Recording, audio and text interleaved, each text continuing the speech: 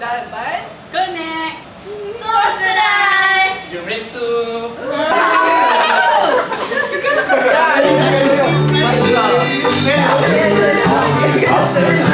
This is how it goes.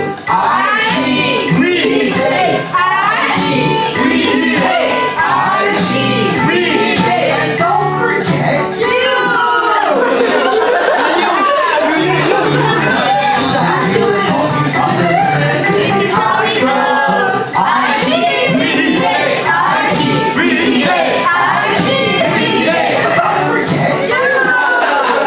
Untuk my friends ni, kita dibahagikan pada tiga. Yang pertama kita ajar nama, lepas tu kita ajarkan kita untuk buat ayat dengan verb to be dan action verb. Okay, kalau ikut dalam tu 3 lah. Kita main buat 3. Okay. Okay, so kita tak nak banyak. Okay, dan untuk Dan kita juga kena cari kan jumping apa, singing apa, eating apa. Dah cari dah? dah suka ni. My. Okay, untuk DJ.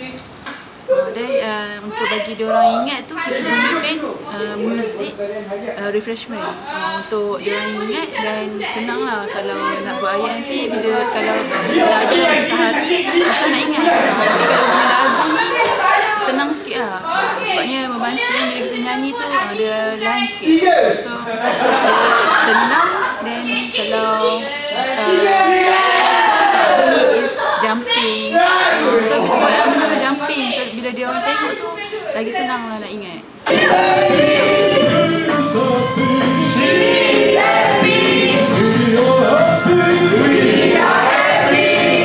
Untuk my friend ni kita bahagikan pada 3 level.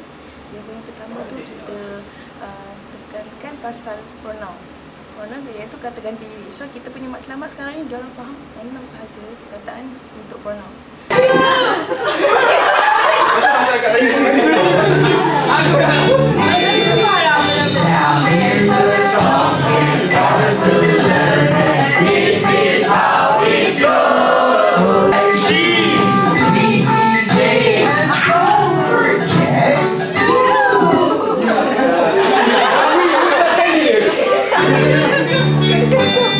Seterusnya untuk level yang kedua kita ajar intransitive verb iaitu is, am, are dan penggunaannya. Maknanya bila kita dah belajar pronouns yang 6 tadi, so maknanya kita kena tahu apakah intransitive verb yang sesuai untuk digunakan dengan pronouns tadi.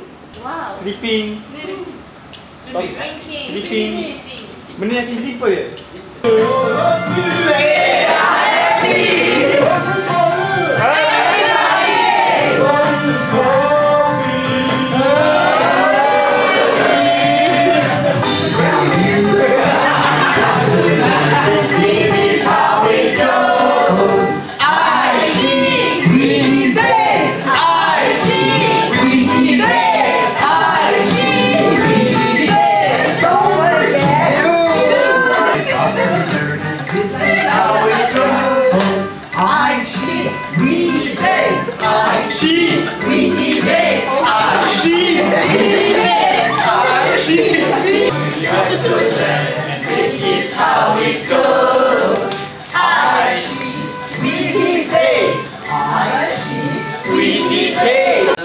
Sebelum kita buat sentence, kita akan beritahu lah, kita akan tunjuk action ni lah. So biar diorang jelas dengan action tu. Contohnya kalau bermain apa kan, playing, reading, talking. So biar diorang kenal pasti action tu. So this one is by classification. Seterusnya kita belajar pasal verb ataupun action. So maknanya bila di akhir sekali slot ataupun modul, diorang dah boleh buat ayat yang simple menggunakan pronouns, intransitive verb dan juga action tadi. So maknanya kita punya nada aras, maknanya hari itu dia berjaya untuk membentuk simple ayat yang menggunakan ketiga-tiga elemen tadi. Dancing.